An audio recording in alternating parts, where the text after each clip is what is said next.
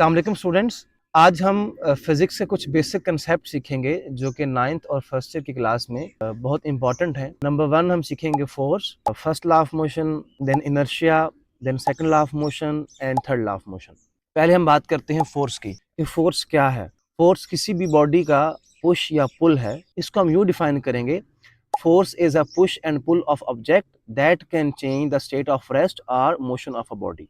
इसको हम second definition में भी समझ सकते हैं कि फोर्स 3 काम करती है। फोर्स किसी भी बॉडी को मूव करवाती है या मूव करने पर मजबूर करती है। नंबर 2, फोर्स किसी भी बॉडी को रोकती है या रोकने पर मजबूर करती है। एंड नंबर 3, फोर्स किसी भी बॉडी की मूविंग बॉडी की डायरेक्शन भी चेंज करती है। हम इसको यूं डिफाइन करेंगे, फोर्स मूव्स और tends to move the objects, force stops और tends to stop the objects, and force can also change the direction of moving objects. Students, अब हम फोर्स को एग्जांपल के थ्रू समझते हैं कि किस तरह जब आप किसी भी चीज को रोकते हैं फोर्स लगाकर, सेकंड जब आप किसी भी चीज को फोर्स लगाकर मूव करवाते हैं, एंड नंबर 3 जब आप किसी मूविंग चीज पर फोर्स लगाकर उसकी डायरेक्शन को चेंज करते हैं। हम मिसाल लेंगे फुटबॉल की और उसको हम तीनों एग्जाम्पल के साथ समझते हैं।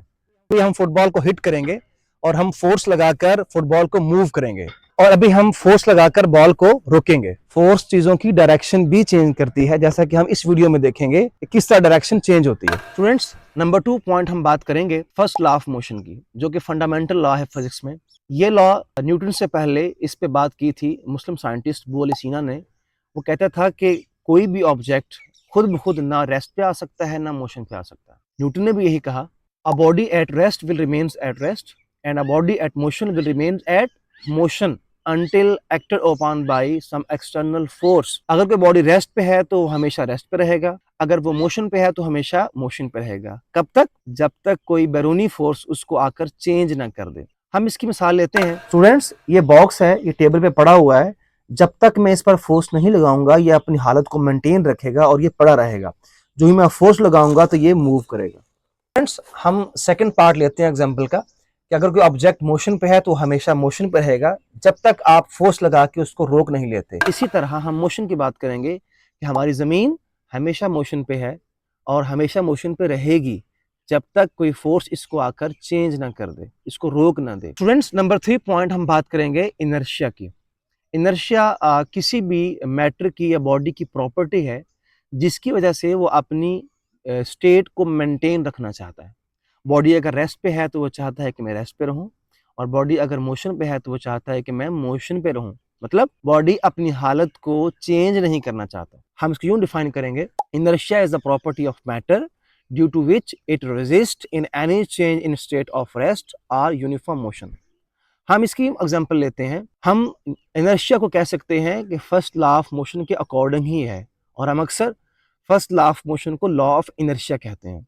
उसमें भी यही डेफिनेशन थी कि बॉडी अगर रेस्ट पे है तो वो रेस्ट पे रहना पसंद करता है, और बॉडी अगर मोशन पे है तो मोशन पे रहना पसंद करता है।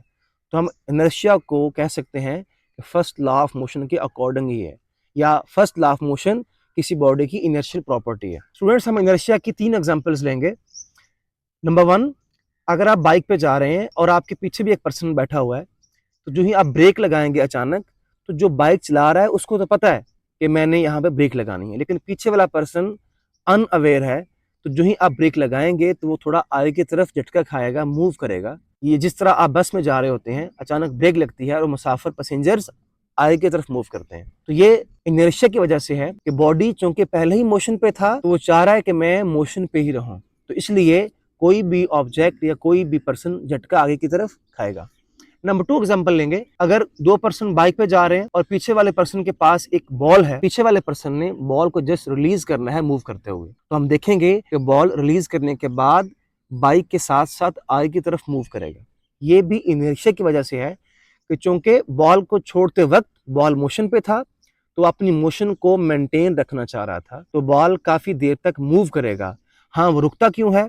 Due to resistance. Number 3 example लेंगे। अगर वही 2 पर्सन बाइक पे जा रहे हैं और पीछे वाला पर्सन बॉल को स्ट्रेट अपवर्ड फेंकता है, तो जो ही वो स्ट्रेट अपवर्ड फेंकेगा, चूंकि बॉल मोशन पे था तो वो बॉल कर्व बनाकर उस पर्सन के साथ तक जाएगा, कर्व बनाएगा, वो बिल्कुल सीधा ऊपर सीधा नीचे नहीं आएगा। तो ये भी इनर्शिया की वजह से है कि बॉल अपनी मोशन को मेंटेन करना चाह रहा था। स्टूडेंट्स, अब हम समझते हैं सेकंड लॉ ऑफ मोशन जो कि फोर्स को भी डिफाइन करता है, वो फोर्स का फार्मूला भी वहां से बनता है। सेकंड लॉ ऑफ मोशन क्या कहता है कि कोई भी ऑब्जेक्ट अगर आप फोर्स ज्यादा लगाएंगे तो उसमें ज्यादा एक्सेलरेशन प्रोड्यूस होगा, और अगर उस पर फोर्स कम लगाएंगे तो एक्सेलरेशन कम प्रोड्यूस होगा। सेकंड इसका सेंटेंस क्या है, अगर कोई बॉडी भारी है, मास ज्यादा है, तो वो कम दूर जाएगा, अगर कोई बॉडी हल्का है तो वो दूर तक जाएगा, अगर हम दोनों पर सेम फोर्स लगाएं। तो स्टूडेंट्स इसको डिफाइन करते हैं। सेकंड लॉ ऑफ मोशन के according acceleration is produced when we apply some force in the objects, या when force is applied, acceleration is produced in the object. The magnitude of acceleration is directly proportional to applied force and inversely proportional to mass of the object. तो यूं समझते हैं कि जब किसी body पर आप फोर्स लगाते हैं तो उसमें एक्सेलरेशन प्रोड्यूस होता है। जैसे आप किसी बॉल को फेंकते हैं, वो रेस्ट पे थी, तो फेंकेंगे तो मोशन पे आ गई, उसमें वेलोसिटी में चेंज आया, तो आपने क्या प्रोड्यूस किया, एक्सेलरेशन। अगर ज्यादा फोर्स लगाएंगे ज्यादा एक्सेलरेशन होगा, कम फोर्स लगाएंगे तो कम एक्सेलरेशन होगा। स्टूडेंट्स एग्जांपल समझते हैं। मेरे पास एक फुटबॉल है, यूं मैं फेंकूंगा, कम फोर्स लगाऊंगा तो ये कम दूर तक जाएगा। इसी तरह अगर हम सेकंड एग्जांपल लेते हैं, उसी फुटबॉल पर ज्यादा फोर्स लगाएंगे तो वो दूर तक जाएगा। अब सेकंड सेंटेंस क्या है, अगर कोई बॉडी भारी है और एक बॉडी हल्का है, दोनों पर आप सेम फोर्स लगाएंगे तो भारी जो बॉडी है वो करीब रहेगा, दूर तक नहीं जाएगा, उसमें कम एक्सेलरेशन प्रोड्यूस होगा, और जो हल्का बॉडी है उसमें ज्यादा एक्सेलरेशन प्रोड्यूस होगा। ये सेकंड सेंटेंस है। स्टूडेंट्स अब आते हैं इसकी मैथमेटिकल फॉर्म पे। Students second law of motion की डेरिवेशन पे आते हैं। जैसे कि हमने डेफिनेशन में पढ़ा, acceleration is directly proportional to applied force. जितनी ज्यादा फोर्स लगाएंगे एक्सेलरेशन उतना ज्यादा प्रोड्यूस होगा। जैसा कि हमने फुटबॉल देखा, जब तेज फेंका ज्यादा फोर्स है, और अगर फोर्स कम लगाएंगे तो एक्सेलरेशन कम प्रोड्यूस होगा, फुटबॉल दूर तक नहीं गया, करीब रहा। सेकंड चीज, अगर कोई चीज भारी है जिसका मास ज्यादा है, एक्सेलरेशन कम प्रोड्यूस होगा। ये तो आप भी जानते हैं, भारी चीज को फेंकेंगे और हल्की चीज को सेम फोर्स से, भारी चीज में कम एक्सेलरेशन पैदा होगा, दूर तक नहीं जाएगी, हल्की चीज दूर तक जाएगी। तो acceleration is directly proportional to applied force and acceleration is inversely proportional to mass of the object. इसको हम यूं डिफाइन करेंगे, force produces acceleration in the objects and the magnitude of acceleration is directly proportional to applied force and inversely proportional to mass of the object. This is called second law of motion. तो आप statement यहीं से बनाएंगे, दोनों expression से, दोनों ये हमारे पास जो रिलेशंस है, कंबाइनिंग 1 and 2 कंबाइन करेंगे तो एक्सेलरेशन कॉमन होगा।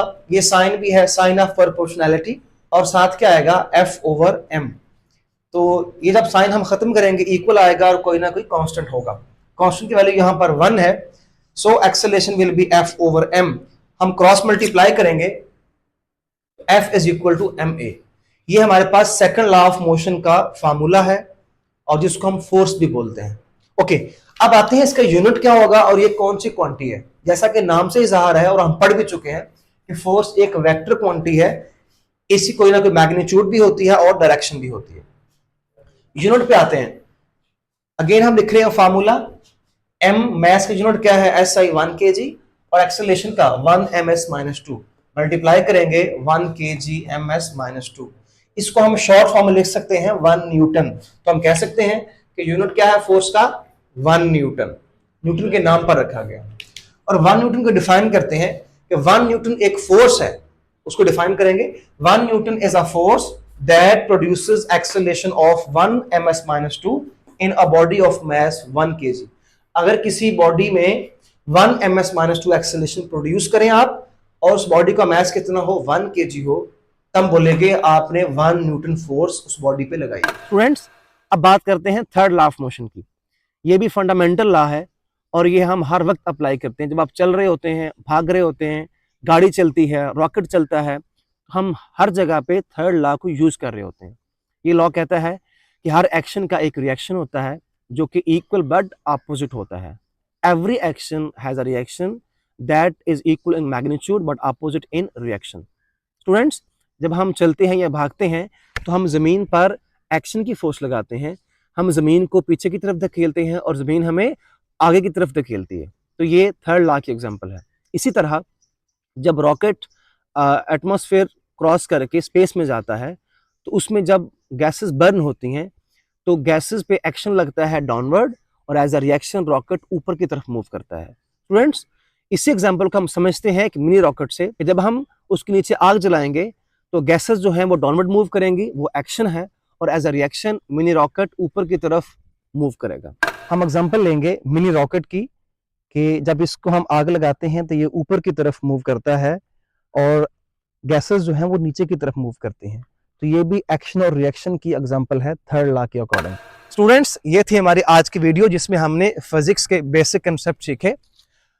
अगर आपको वीडियो पसंद आई है तो अपने दोस्तों के साथ इसको शेयर करें और चैनल को सब्सक्राइब करें ताकि हर नई आने वाली वीडियो आपको मिलती रहे। जज़ाकल्लाह, थैंक यू।